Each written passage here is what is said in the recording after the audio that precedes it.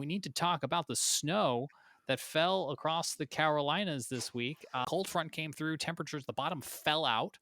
We went from 70 to 28. And I got to tell you, it was extra jarring because I woke up on Monday in Florida, where I had been enjoying 80-degree temperatures. And when I got home back here to Charlotte, this is what was awaiting me: snow on my driveway. I was still wearing shorts and a t-shirt. It was all very confusing, Frank. Yeah, I got to deal with it too because I played pickleball for 2.5 hours when it was like 38 when we finished yesterday evening. Yes. So that How did was the ball not shatter? not fun.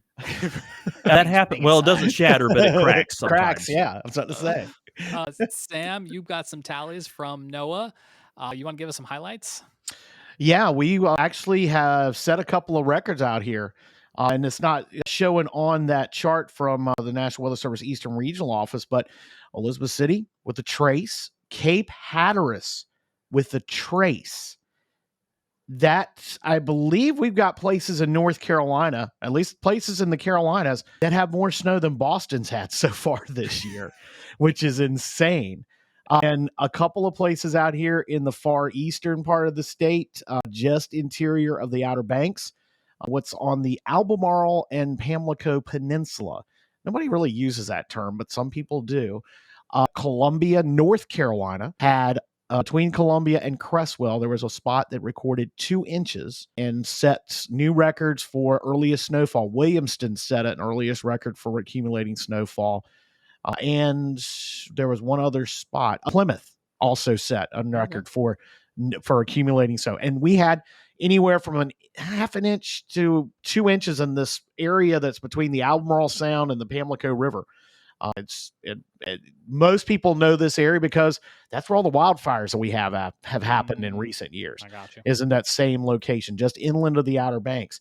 And yeah, we woke up with it here. There was a pretty good snow shower. That's probably what I would call it out here. And even, like I said, Cape Hatteras picking up a trace. That's insane for that to happen on November 11th. Hardly ever snows on Hatteras Island. So I was like, I leave town for 5 minutes. yeah.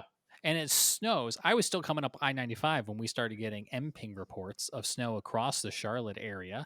We did technically get some snowfall accumulation in South Carolina. I realize not a whole lot of South Carolina got in on it, but we can see a 0.2 there down towards Lancaster and Chesterfield counties. Sam mentioned about half an inch out there towards Elizabeth City, trace amounts across Charlotte, even a trace amount there in Raleigh and Wake County. And of course, the western North Carolina mountains, eastern Tennessee mountains. I mean, upwards of 6 inches or more in some of those terrains where I guess you could say it's kind of to be expected. But yeah, it was the 5th earliest snowfall on record here in Charlotte. But I got to tell you, going back to check those records, the National Weather Service was crossing their T's and dotting their I's because it was only November. What did we say it was? November 11th. They had to make sure there weren't hail reports from thunderstorms mixed in with the snow because in the records they show up the same. Right. Yeah, that would make sense or not, but yeah. It doesn't make sense, really. They're different. They're different. They were like, check the temperatures because hail from a thunderstorm and snow are going to get logged the same. Why is that, Frank? Why? Why, from a climate standpoint, can we not separate those two things? I'm not the one who made that rule. It's the rule. I didn't make the rule, but that's what it is. That is a silly rule. That is. Like, we're going to get more snow this year, guys? Or what do we think, Frank? Yes. Oh, okay. Scientific answer. It's pretty broad. We didn't say where or when. We just... Well, it wasn't the old wives' tale about acorns, and the acorn production out here has been insane. That's the one that I've seen of recent livery. I know. I will say that there's a chance that snow happens sooner rather than later because for a couple of factors. One, we're in a La Nina again, and oftentimes during La Ninas, December's cold before it warms up in January and February. So good chance we have a cold December, and there are some other signs like the Madden-Julian oscillation and so forth, kind of hinting that we could see a turn to sustained cold either at late November or early December that could go on for much of the month. So there will be possibilities of snow in December. Too early to say for sure about January and February. I also want to share Scotty Powell was in Myrtle Beach, and they saw snow flurries there in Myrtle Beach. So we went from snow in the mountains to the coast. Both states, North and South Carolina, both saw snow on November the 10th. Just wild, guys. I mean, like I feel like some winters we can't buy a snowflake, and here it is November 10th, and it's snowing. Right. Frank, you could probably better explain it than I can. What happened? Why did we get this? I mean, because it was we had two fronts that actually came through, and then some little Right. disturbance that was mixed in with that. That in most cases when we see snow, it's this. The majority of our snowfall comes from coastal lows, and we get the rain side of it. But this was a much different scenario than what that is the typical snowmaker for us. Right. In this case, for one, we had a unusually deep upper level trough over the eastern part of the country. By trough, that means that the jet stream dips southward, and in this case, it was much farther south than you usually see in November, and it brought a lot of cold air directly from the North Pole all the way into the southeastern states. Riding on that jet stream, there was a really intense disturbance that dove southward. And usually when storms take that track, they don't have very much moisture with them, or sometimes none at all. In this case, it actually did have a little bit of moisture.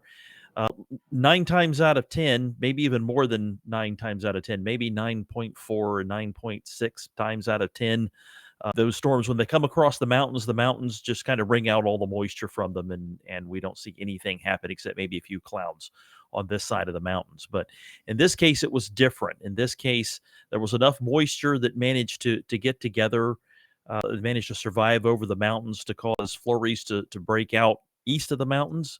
We call this breaking containment of these northwest flow snow events, and that's what happened last night. And we actually had a pretty good blow up of light snow, mostly across North Carolina, but it did sneak into South Carolina. There were a couple places, as you mentioned, James, over in Chesterfield County that did see a little dusting, and I think a few spots in Lancaster County might have as well. But nothing from the co-op or CoCoRaHS reports there. We did get one from Jefferson and Chesterfield County of 0.2 of an inch of snow. But most of that was in North Carolina. I feel like snow in particular is a really, really good opportunity for citizen scientists because that radar beam is slicing thousands of feet up in the air. It's seeing frozen precip, but it's what's on the ground that matters. So CoCoRaHS, MPing, these are great ways to join the conversation in real time. Right, and that was the uncertainty from yesterday. Looking at the weather maps yesterday and what the models were putting out, they were calling for a situation that in most times we would say, yeah, it's going to snow a little bit, no question about it. But yesterday it showed moisture present at like 8 to 10,000 feet and a little above that, and that precipitation would occur. But below that, the models were showing the atmosphere to be really dry. And what we thought would happen is that all of that snow that was falling, that would mostly just kind of evaporate is not the correct term. Sublimate sublime is the correct term, because we're going directly from a solid to a gas. But that's what we thought would happen. But instead, it ended up being moist enough at the low levels that those snowflakes that formed at 7, 8, 10,000 feet above the ground were managed to survive all the way down to the ground. And so we ended up with flurries, and in some cases enough to even dust the ground. And that's where the surprise was. We knew the cold fronts were coming. We knew the cold air was coming. We knew some of the moisture was there, but it was the actual fact that it reached the ground that I think was mind blowing. Right. Yeah. Yeah. I 1 second, Sam. I just want to clarify, not to call Frank out, but just for the sake of clarity, he said yesterday a couple times. He actually used 2 days ago for the night right. Which, just to recap, Monday was snow, Tuesday was Northern Lights, Wednesday is Northern Lights again. Right, Sam? Right. Yeah, there's so many things going on. It's getting all jumbled in my mind.